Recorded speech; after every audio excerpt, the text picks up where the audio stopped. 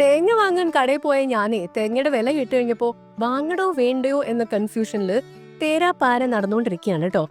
Hello beautiful people, അങ്ങനെ ആ കാര്യത്തിൽ തീരുമാനമായില്ലേ. അതായത് ഈ നാളികേരം അരച്ചുള്ള കറികളും ദോശയ്ക്കും ഇഡലിക്കും ചട്നിയും കാച്ചിയ വെളിച്ചെണ്ണയൊക്കെ നമുക്കിനി ആർഭാടമായിട്ട് യൂസ് ചെയ്യുന്നങ്ങ് നിർത്താം. അല്ലെങ്കിൽ കുറച്ച് നാൾ കഴിയുമ്പോൾ ഇതൊന്നും ഇല്ലാതെ നമ്മൾ ജീവിക്കാൻ പഠിക്കേണ്ടി വരും. കാരണം ഇവിടെ ബാംഗ്ലൂര് ഒരു തേങ്ങയ്ക്ക് 50 രൂപയാണ്, വെളിച്ചെണ്ണയ്ക്ക് ലിറ്ററിന് എല്ലായിടത്തും 450 രൂപയാണ്. എന്താ അല്ലേ? വെളിച്ചെണ്ണയുടെ വില കേട്ടിട്ട് ഞെട്ടിയിട്ട് ഞാൻ ബാക്കിയുള്ള വെളിച്ചെണ്ണ എന്തായാലും ഫ്രീസറിൽ കയറ്റി വെച്ചു. കാരണം ഇതിപ്പോ ഒരു അമൂല്യ വസ്തുവായിട്ട് മാറിക്കൊണ്ടിരിക്കുകയാണല്ലോ. പിന്നെ നമ്മളൊരു കോക്കോനാടിന്റെ ഒരു ബോട്ടിൽ വെളിച്ചെണ്ണ വാങ്ങിച്ചിട്ടുണ്ടായിരുന്നു. അത് വാങ്ങിച്ചപ്പോൾ തന്നെ കാറിലോട് കൂടിയിട്ടാണ് വന്നത്. അതുകൊണ്ട് അത് യൂസ് ചെയ്യണ്ടായിരുന്നില്ല. പക്ഷെ ഇപ്പൊ വെളിച്ചെണ്ണയുടെ വില അനുസരിച്ച് നമുക്കിത് കളയാനും പറ്റില്ല. അപ്പൊ എങ്ങനെ ഈ കാറിലുള്ള വെളിച്ചെണ്ണ റീയൂസ് ചെയ്യാം എന്നുള്ളതിനെ പറ്റിയിട്ട് ശ്രീല നല്ലയിടത്തിന്റെ ചാനലിൽ ഒരു ടിപ്പ് ഞാൻ കണ്ടിട്ടുണ്ടായിരുന്നു.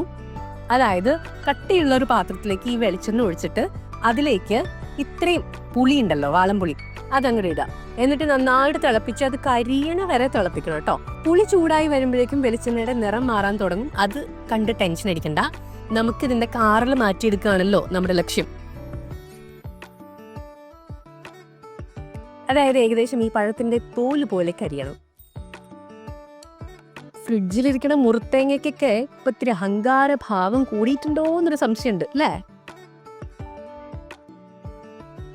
അപ്പൊ പറമ്പിലെ തേങ്ങകളും അടുക്കളയിലെ വെളിച്ചെണ്ണ കുപ്പിയൊക്കെ ഒന്ന് ശ്രദ്ധിച്ചോളൂ കേട്ടോ. കള്ളന്മാരുടെ നോട്ടപ്പുള്ളികളായിട്ടുണ്ട് ഇവരൊക്കെ. അപ്പൊ ഇതാ ഏകദേശം പുളി നന്നായിട്ട് കരിഞ്ഞിട്ടുണ്ട്. ഇത് നമുക്ക് മാറ്റിയിട്ട് ചൂടാറിയിട്ട് അരിച്ച് ഇതുപോലെ ബോട്ടിലാക്കി വെക്കാം. ഇതിന്റെ ഒരു സ്മെല്ല് വെച്ച് നോക്കിക്കഴിഞ്ഞാൽ ടു ബി ഓണസ്റ്റ് ഞാനിത് കുക്കിങ്ങിന് യൂസ് ചെയ്യില്ല. കാരണം ഇതിനൊരു കാച്ചിയ വെളിച്ചെണ്ണയുടെ ഒരു സ്മെല്ലാണ് ഉള്ളത്. അപ്പൊ എനിക്ക് തോന്നുന്നു ഇത് വേണമെങ്കിൽ നമുക്ക് കാച്ചി വെളിച്ചെണ്ണയായിട്ട് കുറച്ച് ചെമ്പരത്തിപ്പൂവും അതിന്റെ ഇലയും ഉള്ളിയും ഒക്കെ ഇട്ടിട്ട് ഒന്നുകൂടെ ഒന്ന് തിളപ്പിച്ചെടുത്തു കഴിഞ്ഞാൽ നല്ല ഉഗ്രനൊരു ഹെയർ ഓയിൽ ആയിട്ട് യൂസ് ചെയ്യാൻ പറ്റും. പട്ടാമ്പിയിൽ ചെന്നപ്പോ അമ്മ ഒരു സ്പെഷ്യൽ എണ്ണ ഉണ്ടാക്കിട്ടോ. അതൊരു ഉഗ്രൻ സംഭവം തന്നെയാണ്. ഒരുപാട് സംഭവങ്ങളൊക്കെ ഇട്ടിട്ട് എനിക്ക് വേണ്ടി സ്പെഷ്യലായിട്ട് ഉണ്ടാക്കിയതാണ് അമ്മ. അതിൻ്റെ ഒരു സ്മെല്ലുണ്ടല്ലോ, അയ്യോ ഭയങ്കര രസമുള്ളൊരു സ്മെല്ലാണ്. അപ്പോൾ അതിൻ്റെ റെസിപ്പി എന്താണെന്നുള്ളത് ഞാൻ ഉടനെ തന്നെ ഷെയർ ചെയ്യുന്നതായിരിക്കും. അപ്പോൾ മുടിക്ക് എന്തെങ്കിലും പ്രശ്നങ്ങൾ, മുടി കൊഴിച്ചിൽ അല്ലെങ്കിൽ താരൻ അങ്ങനെയൊക്കെയുള്ള പ്രശ്നങ്ങളുള്ളവർക്ക് ഇത് വളരെ നല്ലതായിരിക്കും. അപ്പോൾ ഉടനെ തന്നെ ആ റെസിപ്പി ഷെയർ ചെയ്യാം. അതുവരെ എല്ലാവരും ഹാപ്പി ആയിരിക്കുക, ഹെൽത്തി ആയിരിക്കുക. ഈ ഒരു ടിപ്പ് നിങ്ങൾ തീർച്ചയായിട്ടും ട്രൈ ചെയ്ത് നോക്കാം. Okay, by.